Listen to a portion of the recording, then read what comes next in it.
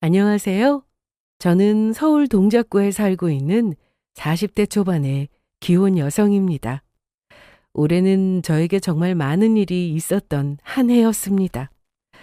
오랜 기간 열심히 일하며 버텨왔던 회사에서 제가 진급을 했고, 같은 회사를 다니고 있던 남편도 진급을 하는 등 가족들에게 좋은 일이 많았거든요. 그간의 좋지 않던 시간들이 마치 액땜이라도 되었던 것처럼요. 심지어 한동안 건강이 좋지 않으셨던 친정아버지도 예전처럼 다시 건강을 회복하시게 되어서 온 가족이 한시름을 놓았죠. 그리고 저 개인적으로도 기억에 남을 만한 통쾌한 사건이 있었습니다. 저희 시댁에는 평소에 입만 열었다 하면 폭탄을 투하해야 될 정도로 인성이 개차반인 식구가 한 명 있거든요. 그건 바로 남편의 하나뿐인 형이었죠. 게다가 평소에 저를 보면 못 잡아먹어서 안달이 날 정도로 사사건건 시비를 걸고는 했었는데요. 한동안은 그래도 집안 어른 대우를 해드리느라 말도 안 되게 기가 막힌 순간에도 그냥 참고 넘어갔던 적이 한두 번이 아니었는데요. 살다 보니 드디어 아주버님 정신이 번쩍 들도록 속 시원한 복수를 할 수 있는 기회가 생기더라고요. 덕분에 시댁에도 드디어 평화가 찾아왔고요. 이 평화가 당분간일지 아니면 앞으로도 유지될 수 있을지는 모르겠지만 어쨌거나 10년 묵은 채증이 내려간 것처럼 저는 평안한 나날들을 보내고 있습니다. 오늘은 여러분께 그 이야기를 한번 해볼까 합니다. 저는 지금의 남편을 결혼 전 입사 동기로 만나서 사귀게 되었습니다. 하지만 그게 저희의 처음은 아니었어요. 저희의 첫 만남은 제 친한 대학 선배의 결혼식에서였거든요. 저는 신부의 하객으로 남편은 신랑의 하객으로 참석했었죠. 결혼식이 끝나고 뷔페에 갔을 때 그 사람은 저의 건너편 테이블에 앉아 있었습니다. 저희 테이블에 그 사람의 겹 지인이 앉아 있었기 때문에 이쪽으로 건너와서 인사를 했던 기억도 있고요. 아무튼 저희는 그 일이 있은 지 1년쯤 더 지나서 같은 회사에 입사를 하면서 다시 만나게 되었습니다. 그것도 입사 동기로요. 저희가 들어간 곳은 이쪽 업계에서는 제법 인지도도 높고 연봉과 사내복지가 꽤 괜찮다고 소문이 난 중견기업이었어요. 선주 씨, 저희 혹시 구면이지 않나요? 맞는 것 같은데요. 안 그래도 저도 긴가민가해서 동영 씨한테 물어볼까 말까 고민하고 있었는데. 그때 그 결혼식 맞나요? 네. 신도림 쪽에서 했었던 결혼식 말씀이신 거죠? 대화를 나누고 있는 저희도 너무 신기하더라고요. 아무리 세상이 좁고 땅덩어리가 작은 한국은 더 좁다고들 하지만 이렇게까지 좁을 거라고는 생각하지도 못했죠. 동기인 그 사람은 저보다 3살이 더 많았습니다. 서로 팀은 달랐지만 그래도 아는 얼굴이라고 먼저 말을 붙였던 것을 계기로 금방 친해지게 되더라고요.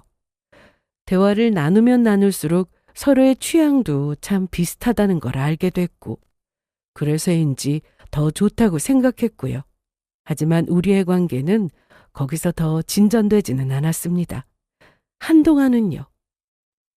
그 사람이 너 진짜 많이 좋아하는 것 같더라? 그게 티가 나? 야, 그걸 어떻게 모르냐? 모르는 게 더 이상한 거 아니야? 같은 팀도 아닌데 항상 너한테 커피 가져다 주러 오잖아. 설마 다른 사람들도 알아? 적어도 우리 층 사람들은 다 알걸? 저와 친했던 또 다른 입사 동기 하나가 저에게 이런 말을 했을 때 저는 정말로 놀라서 뒤집어질 뻔했습니다. 가깝고 친한 사람들 사이에서는 조금 티가 날 수도 있겠다 싶기는 했지만 그게 이 정도까지 소문이 났을 줄은 몰랐거든요. 그건 절대로 제가 바라는 상황이 아니었습니다. 왜냐하면 저는 사내 연애를 할 생각이 애초에 없었으니까요. 동영 씨 키도 크고 학벌도 괜찮고 집도 좀 산다고 하지 않았어? 그냥 만나. 뭐가 고민이야? 됐어. 무슨 난 그런 거 필요 없어. 왜? 얼굴이 네 스타일이 아니야? 넌 그 정도면 그래도 괜찮은 것 같은데. 얼굴이 문제가 아니고 사람 일이란 게 어떻게 될지도 모르는데 만약에 사귀다가 헤어지기라도 하면 어떡해. 상상만 해도 끔찍하다. 난 그냥 조용히 일만 하고 싶어. 회사에서는. 정말 생각하고 싶지도 않은 상황이었습니다. 만약 헤어져서 둘 중 한 사람이 회사를 금방 옮기기라도 하면 그나마 다행이었죠. 그것도 아니라면 그 어색한 기류 속에서 계속 일하며 오다 가다 마주쳐야 할 텐데 저는 도저히 그럴 자신이 없었습니다. 그런 경험은 예전에 학교를 다닐 때 교내 커플로 만나다 헤어졌던 순간으로 충분했죠. 그러자 제 여자 동기는 이해가 안 된다는 얼굴로 이야기하더라고요. 네 말대로 사람 일 어떻게 될지도 모르는데 뭘 그렇게 뭔 이유의 일까지 고민하냐고요. 구더기 무서워서 장 못 담근다는 말이 이럴 때 쓰는 말 아니냐고도 하더라고요. 동기의 말도 물론 일리는 있었지만 어쨌거나 저는 그 생각을 바꿀 마음이 없었습니다. 그래서 입사한 지 1년이 넘어가는 지금까지도 그 사람의 마음을 애써 모르는 척하고 있었던 거고요. 우리는 친한 친구 사이 딱 그 정도가 좋다고 생각했으니까요. 하지만 그랬던 제가 그 굳은 결심을 깨고 그 사람과 결국 사귀게 된 것은 정말 우연한 계기의 일 때문이었습니다. 동기와 그 대화를 나눈 지 몇 달이 더 지났을 무렵 회사에서는 단합대회 명목으로 1박 2일짜리 야유회를 가게 되었어요. 문제는 제가 그 야유회를 가기 며칠 전부터 계속된 야근에 시달리느라 컨디션이 영 좋지 않았다는 점이었어요. 아침에는 좀 괜찮나 싶어서 출발을 했는데 버스를 타고 이동하던 중간쯤부터 머리가 아프고 속도 울렁거리고 식은땀까지 나기 시작하더라고요.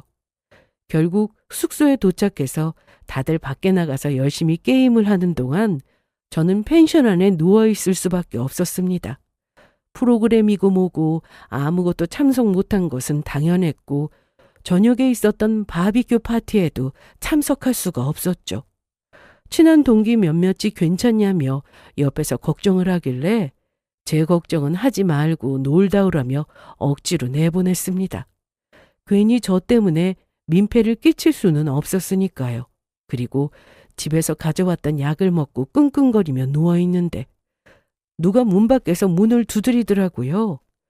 동기들이면 문을 두드릴 리가 없는데 힘겹게 몸을 일으켜서 나가봤더니 서 있는 것은 그 사람이었어요. 동영 씨? 몸은 좀 괜찮아요? 많이 아프면 병원에 가는 게 나을 것 같은데. 아니에요. 참을만 해요. 저녁도 못 드셨다면서요. 이것 좀 드시고 약 드세요. 그 사람이 내민 것은 아직도 온기가 조금 남아있는 죽 봉투였습니다. 그리고 감기 몸살에 먹는 약도 같이요. 이걸 어디서 사왔어요? 산 밑에서요. 배고플 것 같은데 고기는 못 드실 것 같아서 내려갔다 왔어요. 근처에 죽집은 없길래 다른 식당에서 좀 부탁드렸어요. 다행히 해주시더라고요. 산 밑에까지 다녀왔다고요? 이것 때문에요? 동영 씨는 머리를 극적이면서 별거 아니라는 듯 말했지만 이마에 송글송글 땀이 맺혀있던 게 제 눈에도 선명하게 보일 정도였어요. 이 추운 날씨에 말이에요. 너무 고마워서 말이 안 나오더라고요. 괜히 저 때문에 숙소에서 마을까지 내려갔다 왔다는 게 너무 미안하기도 했고요. 순간 말을 잇고 서 있는 저를 보던 동영 씨는 추운데 감기 더 심해지겠다면서 얼른 들어가라고 저를 방 안으로 들이밀었습니다. 저는 방 안에서 그 죽과 약을 먹고는 얼마 후 정신없이 골아떨어졌어요. 그리고 다음 날에는 훨씬 많이 나아진 컨디션으로 일어날 수 있었고요. 그 일 이후로 저희는 사귀게 되었습니다.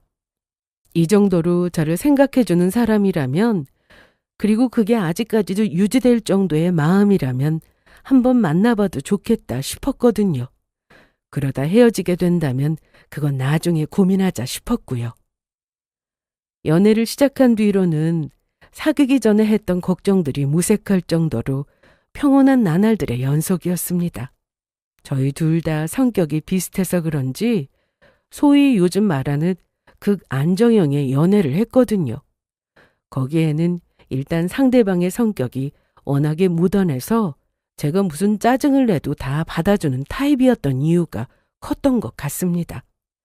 흔히들 연애를 시작하면 남자들이 한 번씩 동굴에 다녀와서 다투는 경우가 많다고 하던데요. 저희는 오히려 그게 남자 쪽이 아니라 여자인 제 쪽이었어요.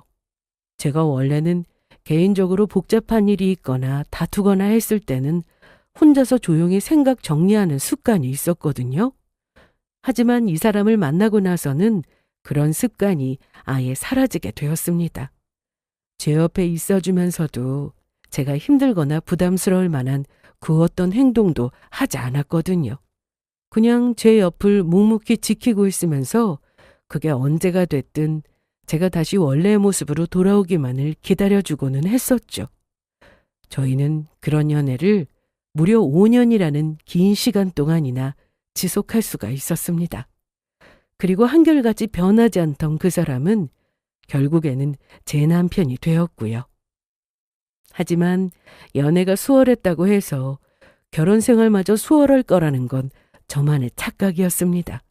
그건 바로 저희 시댁을 두고 하는 말이었어요. 둘이 사귄다는 건 알고 있었지만 결혼까지 하겠다고 할 줄은 몰랐네. 동현이 너 정말 진심이냐? 네, 형. 저 선주랑 결혼하고 싶습니다. 아이 참나. 덩치만 컸지 순한 곰 같은 남자친구의 뒤에는 호랑이 같은 형님이 하나 있었거든요. 그리고 그 형님의 성격에 대해서는 저도 익히 잘 알고 있었죠. 왜냐하면 저와 그 사람 그리고 예비 시숙까지 저희 셋 모두가 같은 회사를 다니고 있었기 때문이었습니다. 저희가 회사에 들어가기 훨씬 전부터 예비 시숙은 저희 회사를 다니고 있었어요.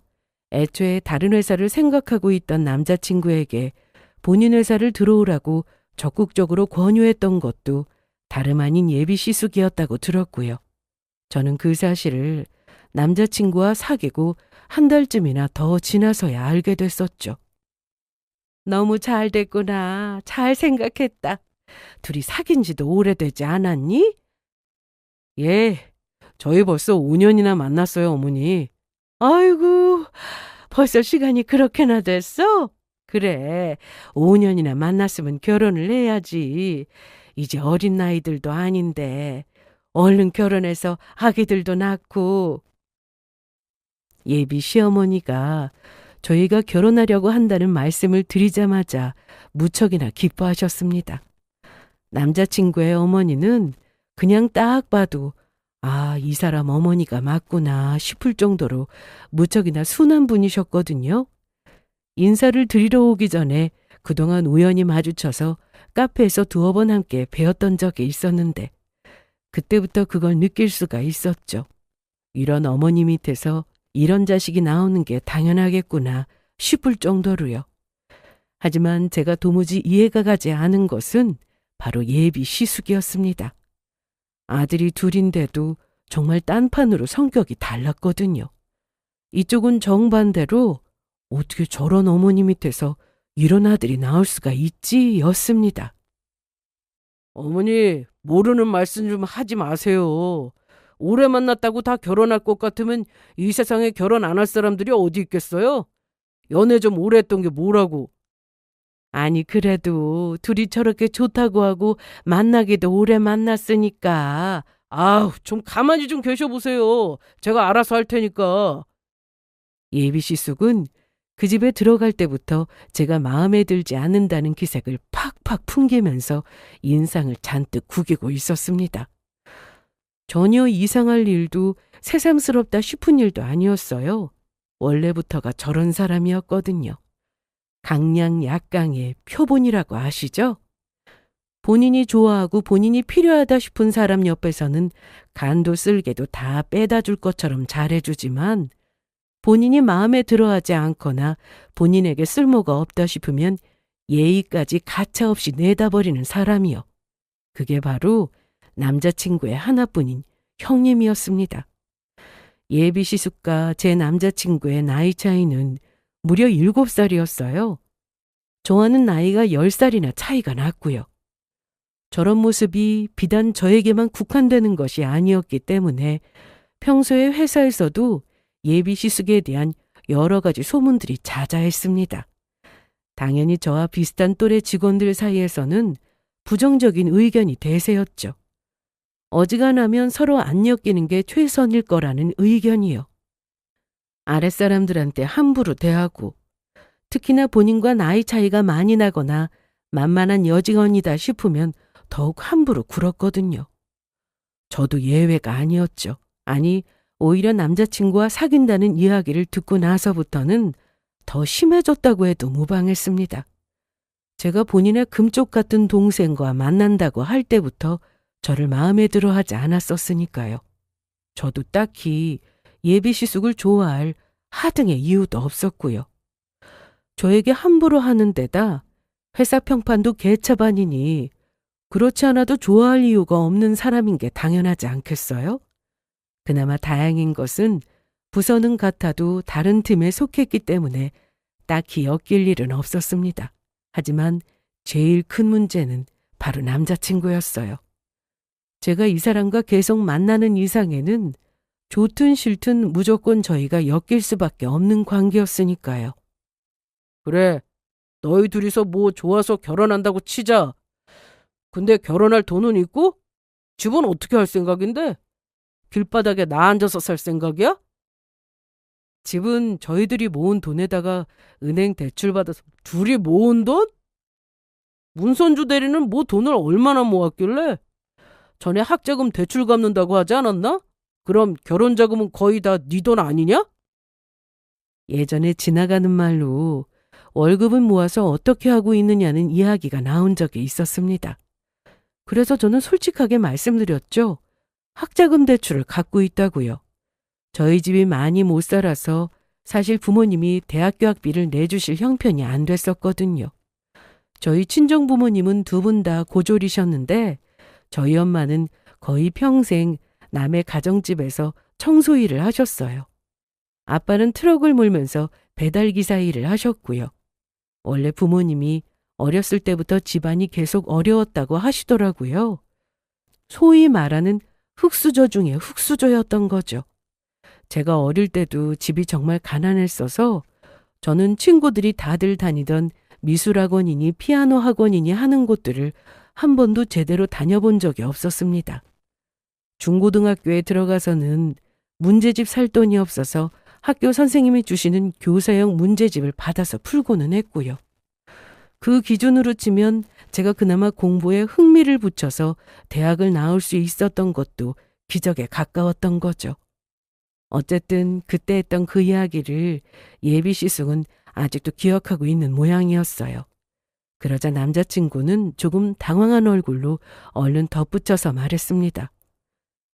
어차피 결혼하면 함께 쓸 돈인데 네 돈 내 돈이 어디 있겠어요. 저 그런 거 상관없어요. 친구들도 다들 없이 결혼해서 잘만 살던데요. 아이고 저 등신 같은 놈. 아니 다른 집들은 결혼할 와이프가 모아놓은 돈이 없으면 하다못해 친정에서라도 가져오더라. 우리만 해도 너 결혼할 때 1억 원 지원해주기로 했었고 그런데 넌 와이프가 모은 돈도 없는데 초과 도움도 안 받고 시작하겠다는 거 아니야? 네, 저희 부모님은 여유자금이 별로 없으셔서 결혼할 때 도와주실 형편이 못 되시고요. 제가 생각보다 모아둔 돈도 많이 없어서 걱정하시는 점도 잘 알고 있습니다. 그 상황을 보고 있던 저는 남자친구 대신 예비 시숙의 질문에 대답하기 시작했습니다. 결국에는 제가 이 상황을 수습하는 게 맞는 것 같더라고요. 그래요? 안다고 하니까 다행이네. 문선주 대리 눈에는 내가 속물처럼 보일지는 모르겠지만 결혼은 현실이잖아? 사랑 타령만 하면서 살 수 있는 게 아니라고. 네, 무슨 말씀이신지도 이해하고 있습니다. 돈 없어서 힘들다는 게 어떤 건지도 누구보다 제가 더 잘 알고 있고요. 단순히 내가 문선주 대리 돈 없다고 뭐라고 하는 게 아니야. 물론 돈이 없는 것도 문제가 맞기는 하지. 그런데 우리 입장을 좀 이해를 해보라고. 그러면서 예비시숙은 입가에 침까지 튀겨가면서 그 뒤로도 한참을 자랑인지 설명인지를 늘어놓기 시작했습니다. 우리 동영이가 내 동생이라서 하는 말이 아니라 성격도 좋고 학벌도 좋고 진짜 빠지는 데가 하나도 없는 놈이거든? 집안 통해서 들어오는 더 좋다는 선자리도 널리고 널렸다고. 그런데 정작 이 녀석은 문서주 대리랑 결혼하겠다고 저 난리를 치고 있으니 우리 식구들 속이 터지지 않겠냐고. 길게 말했지만 결국 한마디로 말하자면 저에 비해서 본인 동생이 아깝다는 소리였어요. 몇억 원씩 돈 보따리 싸들고 시집 오겠다는 여자도 있었고, 저기 뭐냐, 역세권에 있는 신축 아파트 하나 신혼집으로 장만해서 가져오겠다는 여자도 있었어. 그런데도 저 미련한 놈이 다 싫다고 하더라니까. 참나 기가 막혀서. 아, 그런 일이 있었을 줄은 몰랐네요. 동현 씨가 그런 이야기는 전혀 안 해서요. 아니, 그게... 제 말에 당황한 남자친구는 뭔가 말을 하기 위해서 얼른 입을 열었지만 제가 손을 들어 그 말을 막았습니다. 그리고 저는 또박또박 생각했었던 말을 이었어요. 그래서 죄송스러워서 지원해 주시겠다고 하신 1억은 저희도 안 받고 시작하려고 합니다. 뭐라고? 1억을 안 받겠다고? 네, 저희 둘 다 맞벌이 하고 있고 결혼하고 만약에 아이를 낳게 되더라도 저희는 계속 같이 일을 할 생각입니다. 열심히 일하면 앞으로도 먹고 사는 데는 아무 문제 없을 거라고 생각하고요. 물론 양가 집안 도움 받고 시작하면 훨씬 더 수월하게 시작할 수 있겠지만 그게 아니더라도 저희끼리 한번 잘 해나가 보려고요. 그럴 수 있을 거라고도 믿고요. 가뜩이나 친정에서 도와주는 돈이 없다고 무시하고 있는 판국에 예비시댁에서 지원해준다는 돈까지 받고 시작한다면 앞으로도 얼마나 난리를 더 치겠어요? 차라리 그 돈을 안 받고 마음이 짐이라도 더는 게 낫겠다 싶었죠. 예비시숙은 순간 할 말을 잃었는지 잠깐 입을 벌리고 있었습니다. 15년 전에 예비 시아버지가 사고로 갑자기 돌아가신 이후로 그동안 이 집안의 가장 역할을 해왔던 건 예비 시숙이었다고 하더라고요. 남자친구의 성격이 순하기도 했고 두 사람의 나이 차이가 큰 것도 이유가 맞기는 했지만 그 때문에 남편은 더더욱 예비 시숙의 말이라면 꼼짝을 못하는 상황이었고요. 집안의 대소사부터 시작해서 중요한 결정은 대부분 예비 시숙이 내리는 편이었고 이 집안에서 예비 시숙의 위치는 아버지나 마찬가지였습니다. 예비 시숙도 남자친구를 남동생이 아니라 거의 아들 대하듯이 대하더라고요. 허, 그래. 정 그렇다고 하면 둘이서 어디 마음대로 한번 해보든가? 네, 믿어주셔서 감사합니다. 집안 어른들께도 걱정 안 끼치도록 저희 앞으로 잘 살도록 하겠습니다. 들려온 대답은 비꼬는 어투가 분명했지만 저는 냉큼 그 말을 받아서 웃으면서 대꾸했습니다. 이럴 때는 그냥 눈치가 없는 척 당당하게 행동하는 게 최고의 처세라는 걸 알고 있었거든요.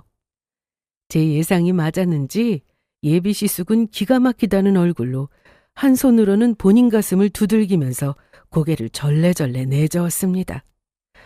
조마조마한 심정으로 이 자리를 지키고 있던 예비 시어머니는 그제서야 방긋 웃으시며 제 손을 잡으셨어요. 우리 집안에 시집와줘서 고맙다고요. 솔직히 말해서 예비 시숙이 하는 행동만 보면 생각 같아서는 100번도 더 결혼을 업고 싶었지만 남편과 예비 시어머니를 보면 그 마음이 눈 녹듯이 사라지고는 했어요. 만약에 예비 시어머니까지 저를 반대하셨다면 저는 뒤도 돌아보지 않고 파혼을 했을 것 같습니다. 어쨌거나 저희는 그렇게 결혼할 수 있었어요. 둘이서 작고 오래된 아파트를 얻어 그곳에서 설레는 신혼을 시작했고요. 여보, 오늘 뭐 먹고 싶어? 이따 점심은 내가 요리해 줄게. 진짜? 나 그럼 오랜만에 당신이 해주는 새우, 알리오 올리오 먹고 싶은데. 오케이, 주문 접수. 내가 오랜만에 실력 발휘 좀 해볼 테니까 기대하고 있으라고? 너무 좋다.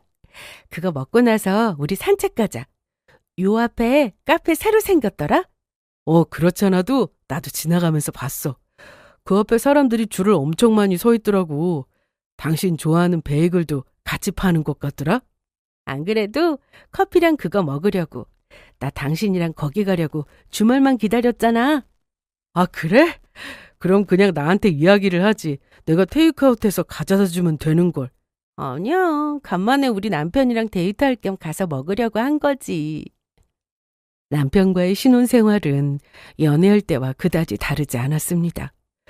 그냥 인터넷에서 우스갯소리로 돌아다니는 그 짤과 딱 똑같았어요.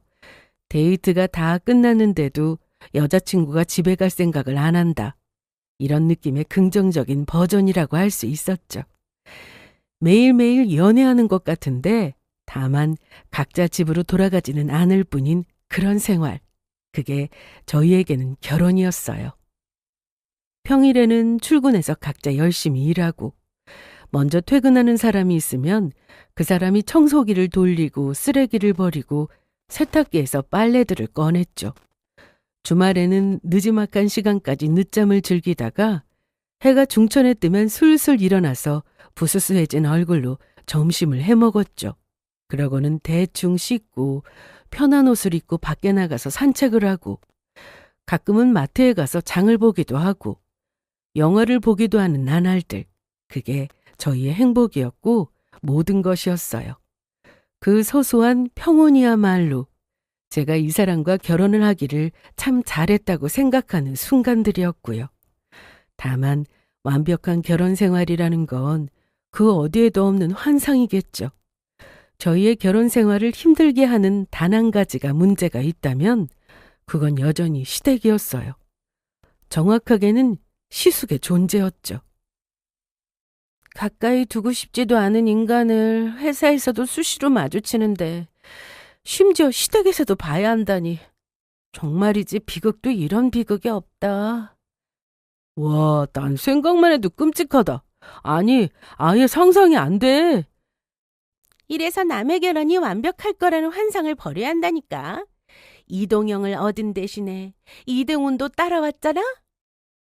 진짜 최악이야. 회사 동기들은 그런 저를 보며 보살이라고 부르고는 했습니다. 반쯤은 저를 놀리는 것이었고 또 반쯤은 저를 불쌍하게 여기기도 했죠.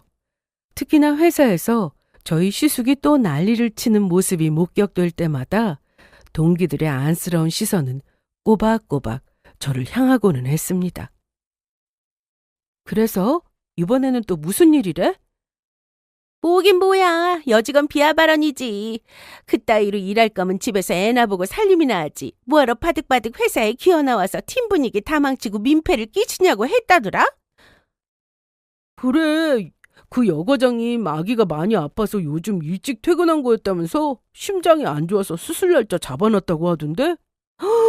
어우, 진짜 사이코패스 아니야? 나중에 다 업보로 돌아갈 거다 저 인간. 회사에서 시숙에 대한 화려한 뒷이야기가 들려올 때마다 저는 정말이지 놀랍지도 않았습니다. 우리 모두가 알고 있는 그 인간이라면 그것보다 더한 쓰레기 발언을 했다고 해도 전혀 이상하지 않았거든요. 조선시대에서나 했을 법한 시대에 뒤떨어진 소리를 숨쉬듯이 내뱉는 게 트레이드 마크였죠. 물론 저도 익숙하게 듣던 소리였습니다. 저희 시댁에서요. 여자는 본인 능력이 중요한 게 아니라 집안이 더 중요한 법이야. 옛날부터 그랬잖아.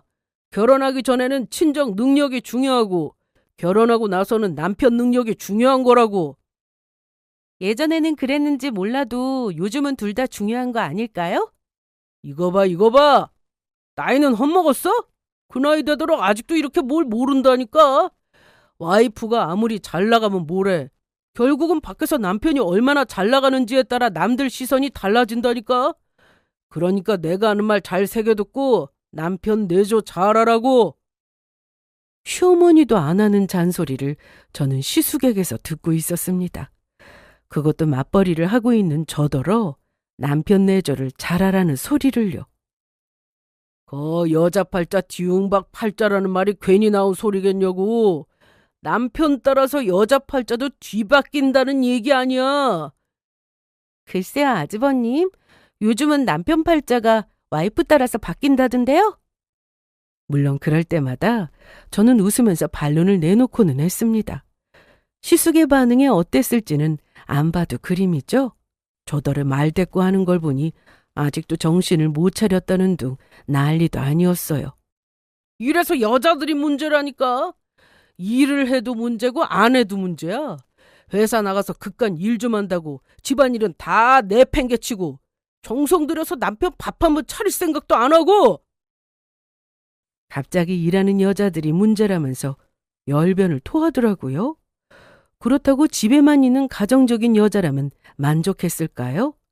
제 대답은 아니오였습니다. 일을 안 하면 안 한다고 또 난리를 쳤거든요. 하여간 예나 지금이나 등골 빠지게 고생한 건 남자들 뿐이라니까. 요즘 여자들은 지금 태어난 걸 하늘에 감사하고 살아야 해. 우리 집에도 하나 있잖아. 얼굴 예쁜 거 빼고는 할 줄 아는 거 하나도 없는 여자. 남편 잘 만나서 팔자 고친 것도 모르고. 시숙이 말하는 대상은 본인의 아내인 저희 큰 동서였습니다. 큰 동서는 26살 어린 나이에 시집을 왔다고 들었는데요. 시집을 올 때부터 지금까지 계속 가정주부로 살았다고 하더라고요. 듣기로는 시숙이 첫눈에 반해서 쫓아다니다가 결국 결혼까지 하게 된 거라고 하던데, 데려올 때는 정작 손에 물 한 방울 안 묻히게 살게 해주겠다느니 하는 멘트를 치면서 큰 소리를 쳤다나 뭐라나요? 그런데 정작 결혼하고 나서는 집에서 놀고 먹는다며 저렇게 괄시를 해대더라고요. 듣는 제가 다 기분이 나쁠 지경이었는데 정작 큰 동서는 시숙의 저런 모습이 하루 이틀도 아니라면서 듣고도 못 들은 척을 하고는 했습니다. 아니, 아주버님 형님한테 말하는 거 너무 심하지 않아? 나 아까 깜짝 놀랬잖아. 나나 다른 사람한테만 그러시는 줄 알았는데 어떻게 형님한테도 저러지? 형님이 좀 옛날 사람이라서 그래. 형수님이 성격이 좋으시기도 하고. 무슨 옛날 사람이라서야. 나이가 훨씬 많으신 우리 아버지도 저 정도는 아니야. 어떻게 입만 열면 저런 소리를 하셔? 미안해. 내가 대신 사과할게. 그냥 당신이 좀 이해해. 형님 성격이 원래 저러셔서 우리가 뭐라고 한다고 바뀔 것도 아니고.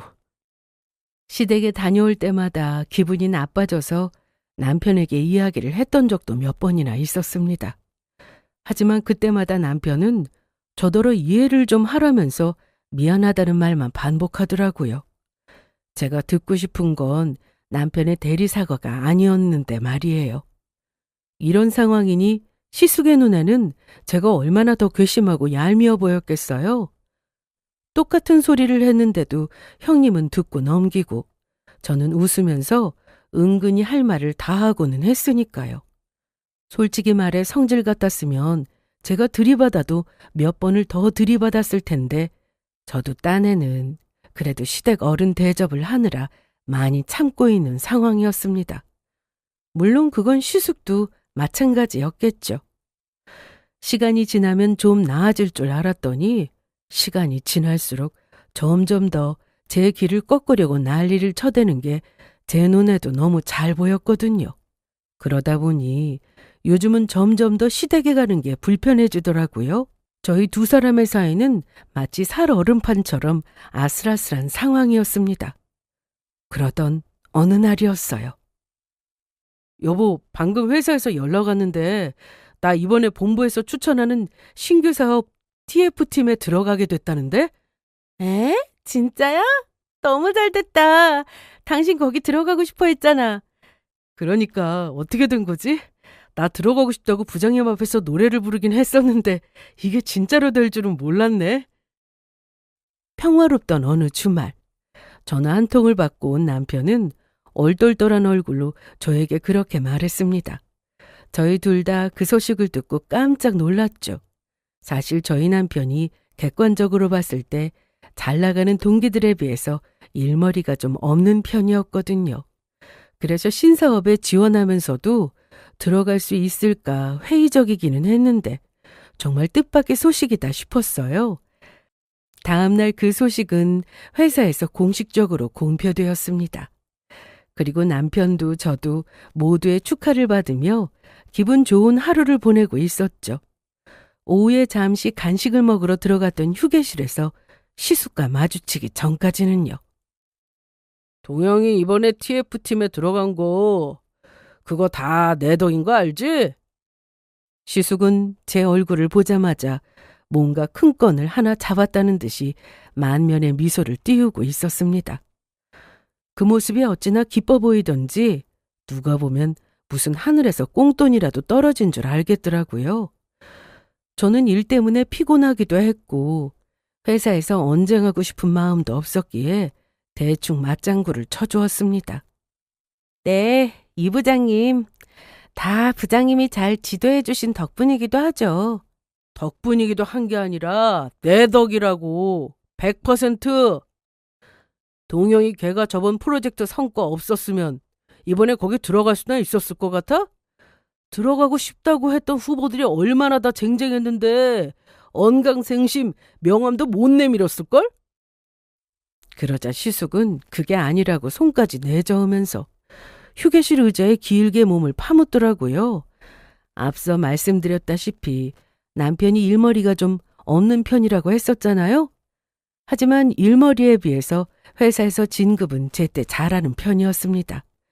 그건 옆에서 제가 조언을 해준 것도 있었지만 어느 정도의 시숙의 덕분이기도 했어요. 시숙은 약삭빠르게 정치질을 잘하는 편이었습니다. 고음 같은 우리 남편과는 정반대 성격이었죠. 저러니 아직까지도 회사에 붙어있는 게 가능하기도 했을 테고요. 시숙은 본부의 윗선들 비위를 맞추기도 잘했고 같이 골프 회동이며 회식이며 열심히 쫓아다니고는 했는데요. 그렇게 물어온 정보로 남편에게 여러 가지 기회를 주기도 했습니다. 그럼 본인이나 진급할 것이지 왜 남편에게 기회를 줬냐고요? 거기에는 또 슬픈 비하인드 스토리가 있었죠. 시숙이 1년 전쯤에 크게 징계를 받았던 적이 있었거든요.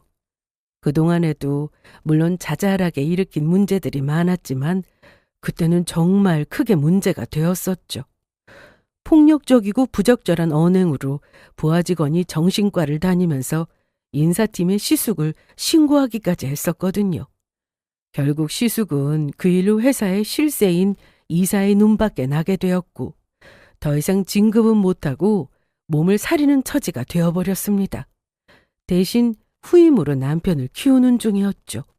시숙은 지금 그 이야기를 하고 있는 것이었어요. 내가 누누이 말했지?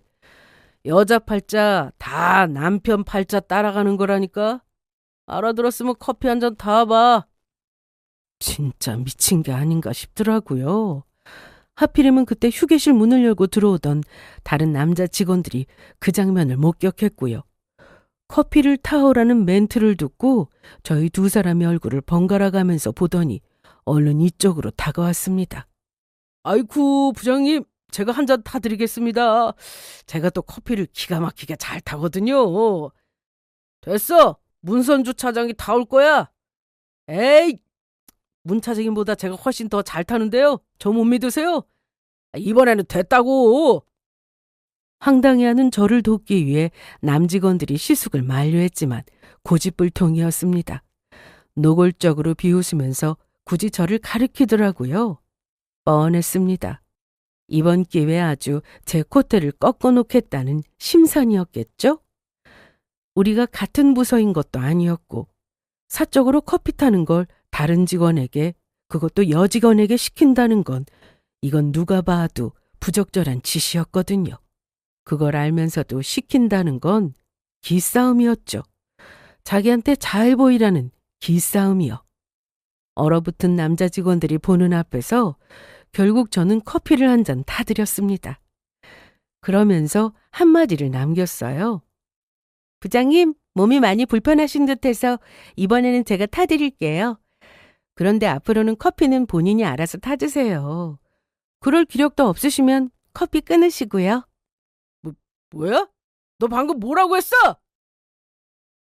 커피를 바닥에 내던지면서 난리를 치는 시숙을 다른 직원들이 필사적으로 뜯어말리더라고요. 그 난장판을 뒤로 하고 저는 휴게실을 빠져나왔습니다. 오늘 이 소식은 아마 퇴근하기 직전까지 남편의 귀에 들어갔을 게 뻔했어요. 그런데도 집에 갔을 때 남편은 아무 말 안 하더라고요. 그저 제 눈치만 슬슬 보고 있을 뿐이었죠. 그 꼴을 보고 있는데 속이 터지더라고요. 시숙에게 아무 말도 못하는 남편도 답답하고 하필이면 같은 회사를 다니고 있는 것도 이렇게까지 짜증이 나는 건 처음이었습니다. 이 사건이 있은 이후로 2주쯤이 더 지났을까요? 회사의 조직 개편이 이루어지면서 새로 팀이 나누어지게 되었습니다. 그리고 그 일로 인해 회사가 온통 술렁이게 되었죠. 와, 미쳤다. 저기로 팀장을 달고 간다고? 사내 메일로 인사 발령 공지가 뜬 순간이었습니다. 같은 부서에 있던 직원들은 순간 모두들 고개를 돌려 제 쪽을 쳐다보고 있더라고요. 제가 새로 개편하는 팀의 팀장을 달고 가게 되었거든요. 저도 몰랐던 깜짝 발표였습니다. 여기저기서 축하 인사가 쏟아지는데 정신이 하나도 없더라고요. 그리고 곧 이사님 방에서 호출이 왔고 거길 다녀오고 나서야 제가 최근 프로젝트에서 연달아 성과를 냈던 덕택에 팀장을 달게 되었다는 사실을 알게 되었죠.